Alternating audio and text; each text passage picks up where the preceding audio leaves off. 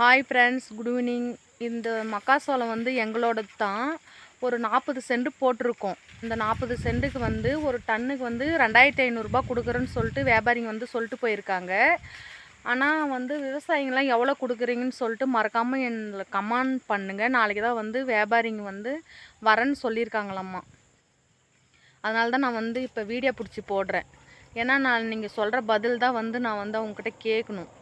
எங்களுக்கு தெரியாது. இப்போ தான் ஃபஸ்ட் டைம் நாங்கள் வச்சுருக்கோம் இந்த மக்காசோள பயிர். ஒரு 40 சென்ட் வச்சுருக்கோம். வந்து தட்டு இந்த மக்காசோள கதிரோட அப்படியே அடியிலேருந்தே ஃபுல்லாக டன் வந்து 2500 நான் வந்து மக்காசோளம் உடச்சிட்டு போய் வேக்கலாம் அப்படின்னு சொல்லிட்டு வந்திருக்கேன். கதிர் பார்த்திங்கன்னா நல்லா இருக்குது. நல்லா பெருசாக இருக்குது கதிர் பாருங்கள். செம்மையாக இருக்குது. ஒரு 10 கதிர் எடுத்துகிட்டு போய் உடச்சி வேச்சி சாப்பிட்லான்ட்டு வந்தேன்.